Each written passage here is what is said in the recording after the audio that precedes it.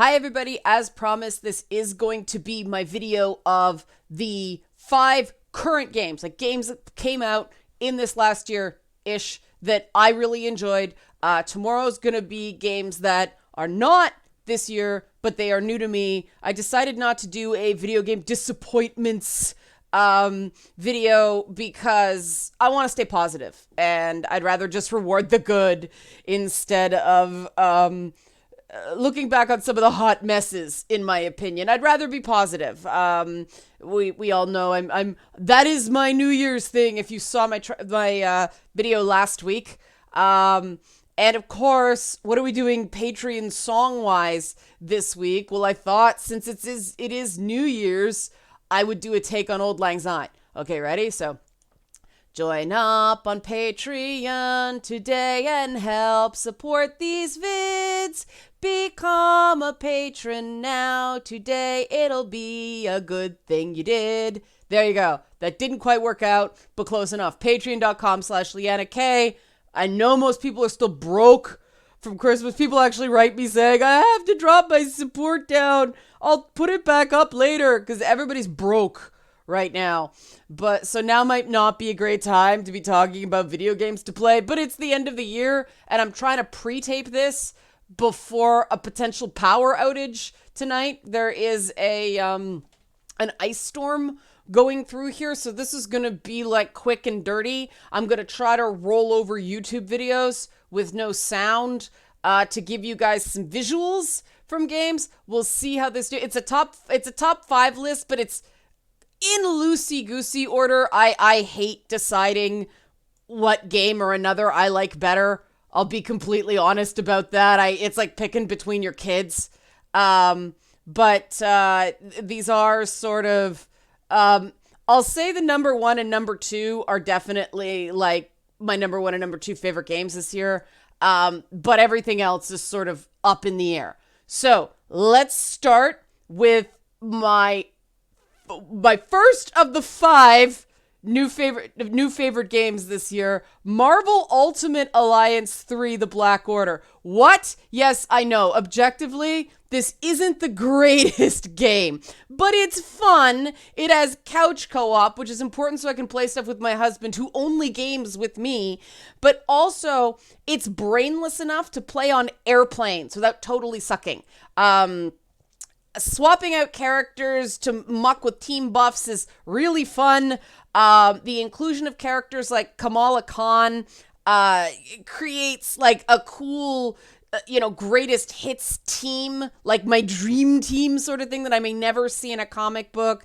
And it also makes it feel like games, despite like Captain Marvel video here, that the game is not just a reminder that the movies are a huge thing.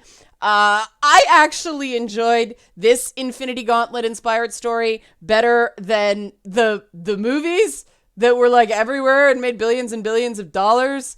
But that is mostly because, you can, the X-Men and Guardians of the Galaxy and the Avengers and then other things in the same game. So again, not the super greatest game, but I had a lot of fun. There was one point where I very much yelled out, oh my god, I unlocked Daredevil. Yeah, I unlocked Daredevil. I yelled that on an Air Canada flight to Seattle. So when a game can make you do that, it's a good game, even if it's not a great game. Completely different direction for my second of 5 games I really enjoyed this year. I really liked the indie darling Return of Obra Dinn. Now, this game won't be winning any accessibility awards. If your eyes are going, right now because of the high contrast, you are not alone. You also need both eagle eyes and very sharp hearing to solve many of the puzzles. The story is pretty standard ghost ship fare, but the way it's told is engrossing. The observation and inductive reasoning puzzles are a really fun kind of challenge that I don't experience a lot in gaming now. The multiple retro display modes, and I don't know, there we go. Multiple retro display modes, this is only the Apple IIe emulation here. Allow for players to find a mode that doesn't murder your eyes quite this much. And it really makes me wonder how those of us that were gaming in this format on the 80s have any vision left. But that aside, it's a really unique experience today. And if you like that sort of, golden age of pirates nautical experience told as sort of a flashback mystery format where you have to figure out who done it, and there's a lot of whodunits, this is the game for you. Again, if you have any vision or hearing challenges, it's going to be difficult, but it's slick, it's different, and it does what I think indie gaming should, which is expands the concept of what games in the modern era can do without, millions of dollars to spend on graphics. You're seeing a bit of the mechanics there about how it works. Check it out if you like this sort of thing, because I do. Return of the Obra Dinn. Oh, that worked out well. I ended up on the title screen. And now my keyboard depowered, so I can't turn it off. Come on, game. Come on, thing. There we go. Okay. So my third game on this list is another very small kind of indie title. And that is, let's fade over, Elsinore. Don't worry if you haven't heard about this game. It's kind of obscure. And if you're, as the name it implies, it is a retelling of the story of Hamlet. If you're a Shakespeare purist, this game isn't for you. But if you enjoy adaptations of Shakespeare like I do, Elsinore is an interesting point-and-click adventure where you play as Ophelia to prevent your own death, as well as a lot of other deaths, through a time loop mechanic. You relive the same few days over and over and over to try to stop the events of Hamlet becoming a tragedy. You see what I did there? Some players may not be able to make the leap to a, mixed race Ophelia and Laertes, or a female Asian-looking Guildenstern with a lesbian crush on Rosencrantz. But I found these details thoughtfully drawn from the traditions of Shakespearean adaptation, instead of just pandering to wokeness. And there's no more trailer left because it's very indie and they don't have a lot of trailer budget. But what's interesting about this game is the emotional journey it takes the player on. I guess I can start the trailer again to give you guys visuals again. Second verse, same as the first. But I'm trying to cue it up here again. How the hell does this work on Steam? Come on, Steam. Play. Do you play it? There we go. I can switch back. But the interesting thing about this, there's the developer, Golden Glitch, because this does not Google well. I will warn you.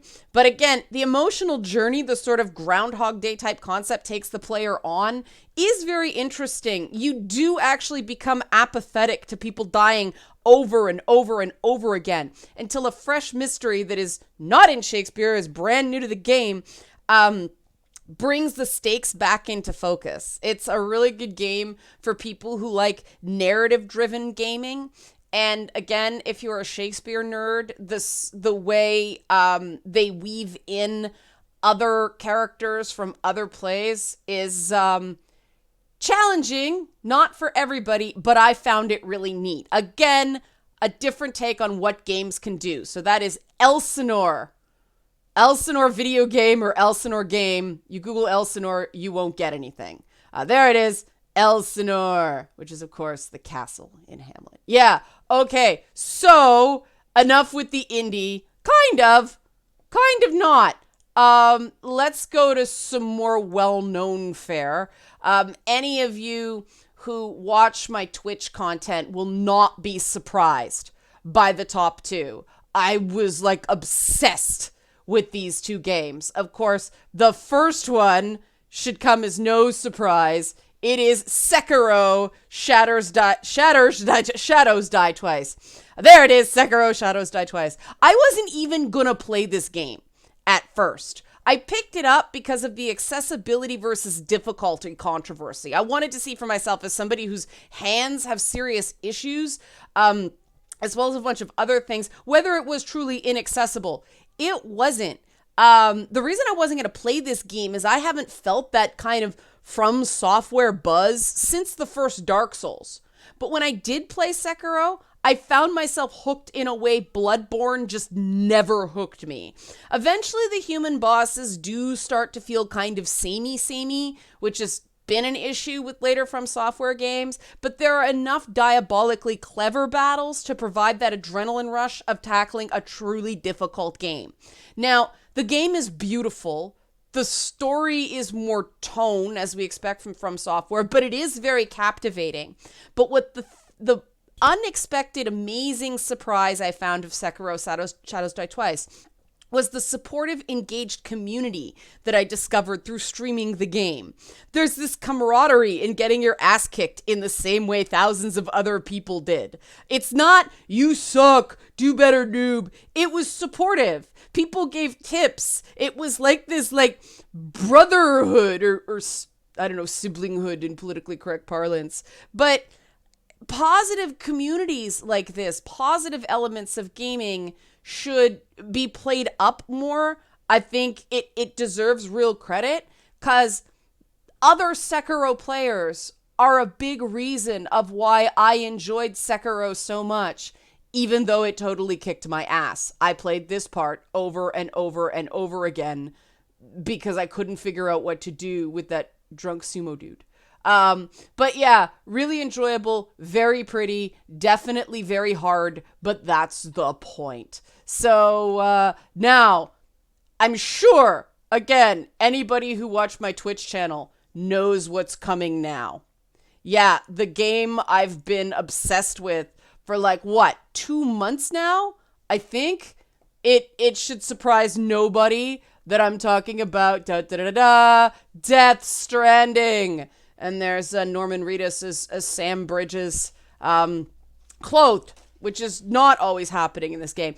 I love this game, okay? I'm just gonna say it. I love this game. I love the story. I love the concept. I love the characters. I love the calculated weirdness. I love the not so calculated weirdness. But most of all, I love the gameplay. The way it gradually builds, making Sam here, more and more sort of powerful and free feeling, only to totally lay him low psychologically in the way only Hideo Kojima can. If you like games about unlikely heroes and social misfits, this game is for you. It's deliberately awkward dialogue, half-hour long cutscenes, flying dead whales, and all. And yes, I did say flying dead whales. I mean, you know what you're signing up for when one of the villains is like a gold Skeletor dude and your best buddy is a literal aborted fetus in a jar. But what I didn't expect from Death Stranding is how tight the complete package is. I expected an interesting hot mess. Instead, I got a passion project from one of gaming's masters that just drew me in with its strangeness, its beauty, and its raw earnestness in telling a very, very, very weird, extremely personal story with guys made out of black gunk who grab you in inappropriate places. But so that is the Sekiro and Death Stranding are definitely my two big games, favorite games of the year, with Marvel Ultimate Alliance 3, Elsinore, and Return of the Obra Dinn rounding out the top 5. So there you have it. There's BB! There's my top 5 favorite games this year. I'm sure they are not yours. That was a very eclectic mix, but that's the wonderful thing about gaming. Now, I want to know, for those of you who are watching this between Christmas and New Year's, what games you really loved this year. I don't want to debate whether these games are good or not. I want to know what games you love, because that's what I'm going to read on Feedback Friday. I just want a big old love fest of people just sharing what games they really enjoyed. No judgment. I'm not going to argue you. If you loved a game this year, you loved a game this year. Even if it's to pick one that I already did, awesome. But if there's one I didn't, indicate, please share it, because I mean, we got a long way to go before the holiday 2020 console releases, and we're gonna get like Last of Us 2, maybe, if they don't push it back again, and maybe a couple other games. So now's a good time to like go back and play some stuff you may have missed before the onslaught of the next console generation is upon us. All right? Okay, everybody. Thanks for watching. And again, when you get money again, consider becoming a patron. Patreon.com/LeannaK. Thanks for watching.